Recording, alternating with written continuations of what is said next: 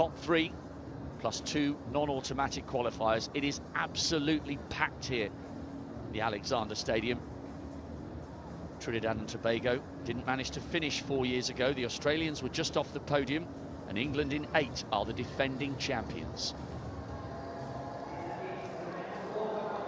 Growing sense of anticipation. We've got these 2 relay semis and the men's 1500. Efoloku, Akins-Ariti, Mitchell Blake and Edinburgh on the anchor leg for England. And listen to that reception. Samoa in 7, just inside them. The very experienced Jeremy Dodson goes anchor leg for them. What a target to chase with the defending champions and the home favourites outside them. The Australians will be anchored by the man who calls himself Rowan Browning, the Flying Mullet, Olympic semi-finalist last year. Now to the Trinidadian team, Elcock, Harrison Jr., Benjamin and Hislop on the anchor leg. I wonder if they'll draft in Jareem Richards going for gold in the 200 metres if they make the final. Singapore go in lane 4. Montserrat in 3. Tavik Benjamin on the anchor leg. Perhaps they'll have to beat that season's best to feature. Akeem Stewart's on the lead leg for Guyana.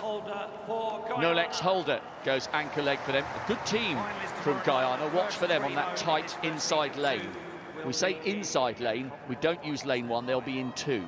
Guyana in 2, Montserrat 3, Singapore 4, Trinidad and Tobago in 5, Australia 6, Samoa 7, and England, the defending champions, on the outside in 8. Only the top 3 coming back for the final tomorrow. What kind of marker can the defending champions in 8 lay down ahead of the final?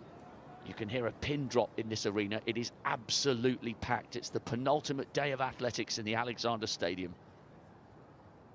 A superb session of athletics unfolding before our very eyes. A big roar for England as Efoloku pulls away from the Samoan. Good running by Azzopardi of Australia. Watch for Trinidad and Tobago down the back straight. That's a superb second leg for Akins-Ariti. Trinidad and Tobago closing down on the Australians.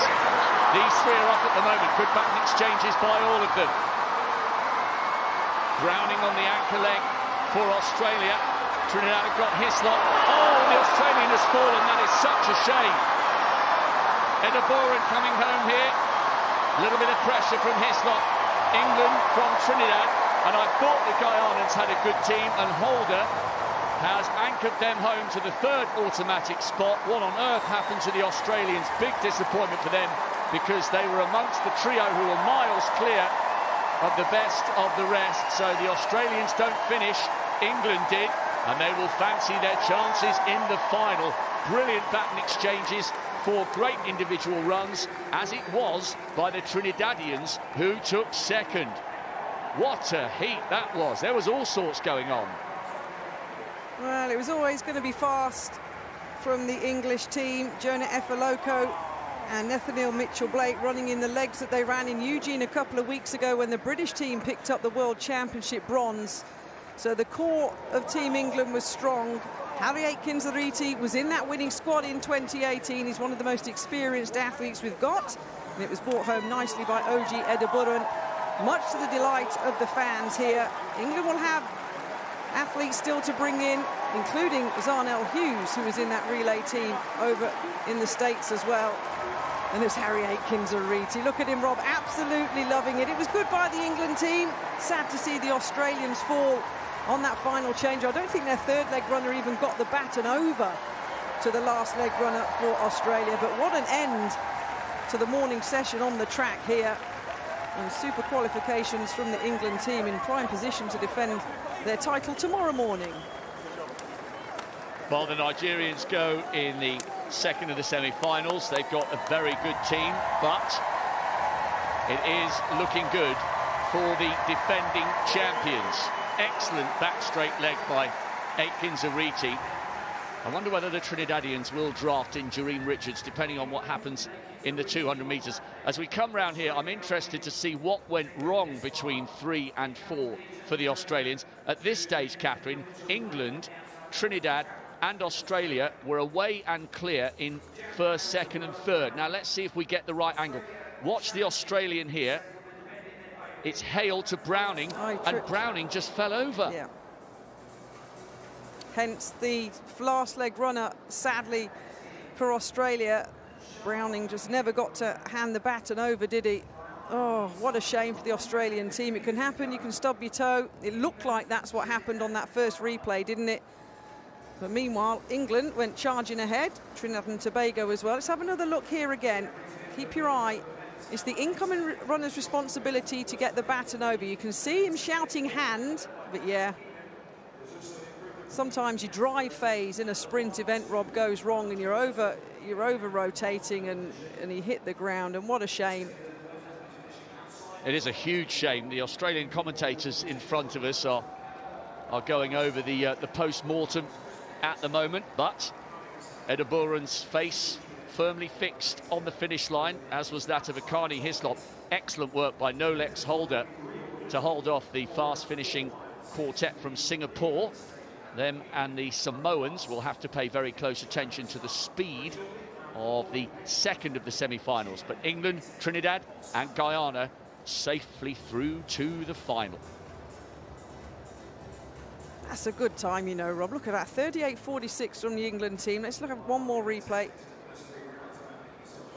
I don't think Hale clipped him. I do think he just tripped, but you need a side angle to make sure. But that's good running from England, Trinidad and Tobago. Only 0.3 of a second slower than the time they ran to win the title 4 years ago. The defending champions through to the final in impressive fashion. So too Trinidad and Guyana. Singapore and Samoa will have to wait. Poor old Australia didn't manage to finish. Now down to third. Well, we've had one heat. Here comes the second heat of the men's 4x100 meters relay. Nigeria go in lane 3. They're the only team in this heat from the 2018 final, and they were disqualified from that final on the Gold Coast. Gambia, well, they were 4th in their heats in 2018. But Kenya, well, they'll be looking for a big run from their anchorman Ferdinand Omanyala, the 100-meter champion, of course, on the third day of these championships on Thursday. 10.02 his winning time. He's enjoying himself out there, isn't he? The wind is still blowing strong. It's changed direction a little bit. It's coming more from the north, I think, the wind, but that means it should be behind him coming down the home straight. The lead-off man for Kenya there, nearest the camera, is Samuel Bitonyake Imeta. The Kenyans 39.28, their national record, and that was earlier on this season. Can they get that baton round in reasonable order to Omanyala, because he could do special things down the home straight. Turks and Caicos Islands go in lane 7. Their lead-off man, Courtney Missick, will hand over to Tuonye, Garland and Fenelon. St. Lucia go in lane 6 from these 6 teams. Michael Joseph, their lead-off fella, he'll roll over to Dylan Edwin, Leonce and Stephen Charles on the final leg. Ghana, well, Sean Sapo-Antwi on the lead-off leg for them. Benjamin Azamati, who was 4th in the 100 on the back straight. Watch him for Ghana in lane 5. And then Ageri and Amoa. The Gambia going forward, Jobe, Juve, Kamara and Jame. Then the Nigerians, well, they're probably the best squad here. Raymond Akevwo goes on the lead-off for them. He'll hand over to Favour Ashe. He was 9th in the 100 in effect. He almost made the final, Ashe. He's on the second leg for them. Akintola on leg 3. And then Seye Ogunluwe, who was the anchorman back in 2018 for them in the final for Nigeria. But they were, as I say, disqualified from that final on the Gold Coast. Well, we know the 3 teams through from the first heat. 4th place team Singapore and 39.95. I don't think that's too daunting a prospect for the 4th team in this one. We shall see the second heat of the men's 4x100 meters. The first 3 teams go through by right to tomorrow's final. Nigeria in 3, the Gambia in 4, Ghana in 5, St. Lucia in 6, Turks and Caicos Islands in 7, and Kenya on the outside in lane 8 with the 100-meter champion here in Birmingham, on the last leg. Away they go. Wouldn't it be great to see Omanyala do special things in the final leg? Going well at the moment, Ghana in the centre there through Sapo Antwi. Good changeover for Ghana, good safe changeover that is. The Kenyans going well. Left of Picture down the outside in lane 8 as well. Great running by Azamasi on the second leg there for Ghana. Centre of Picture in the yellow. My word, he made up some meters there. Also going brilliantly, Nigeria in lane 3. Nigeria flying and in the lead by a big margin at the moment. Akintola on that third leg for Nigeria. Ogunluwe takes it over and they steam away with this one. It's going to be a 3 or 4 metre win. But look at the man from Kenya coming through. Omanyala almost catches him there, only about a metre down. He made up massive ground over the last 60 in that 100 final leg of the 4x1. Omanyala takes Kenya through in second place, no doubt about that. The winning time 38.85. Well, it's a little bit slower than England in the first heat. Kenya setting a personal best 38.92. I think that might unofficially be a Kenyan record. 38.92 by Kenya indeed is a big chunk off the Kenyan national record in second place, and Ghana in third, 39.05. They also go through by right. And then looking for the qualifying teams, remember Singapore 39.95. Well, they will go through as the fourth placer, as will the Gambia from this second heat, 39.77 in fourth place. So the first 4 teams from this second heat go through to tomorrow's final. Same from the first heat. First 4 teams are through. And the Gambians just realising that they've taken one of the non-automatic spots. St. Lucia in this one miss out by 100th of a second, just behind Singapore. Brilliant third leg coming through on the inside from Akintola of Nigeria.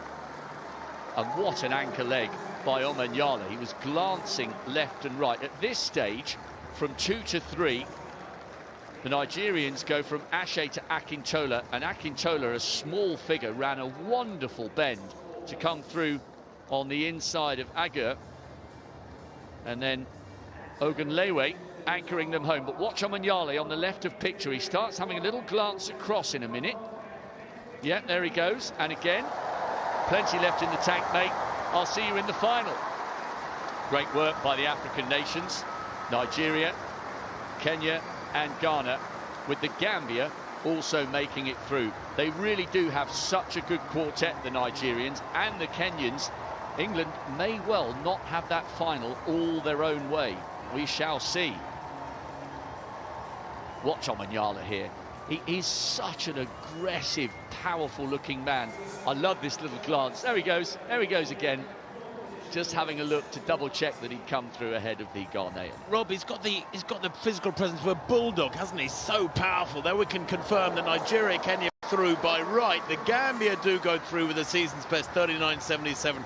That's wonderful. The 4 African nations make it through without any trouble. St. Lucia, despite a personal best, just missing out there. That, in fact, must be a St. Lucia national record. I think 39.96. Yes, their first time under 40 seconds. And this is what the final will look like. England against Trinidad, Nigeria, Kenya, Ghana, the Gambia, Guyana and Singapore making it through. There'll be a sparkling atmosphere for that one. Everyone will be hoping England can successfully defend the title, or most of the home crowd, but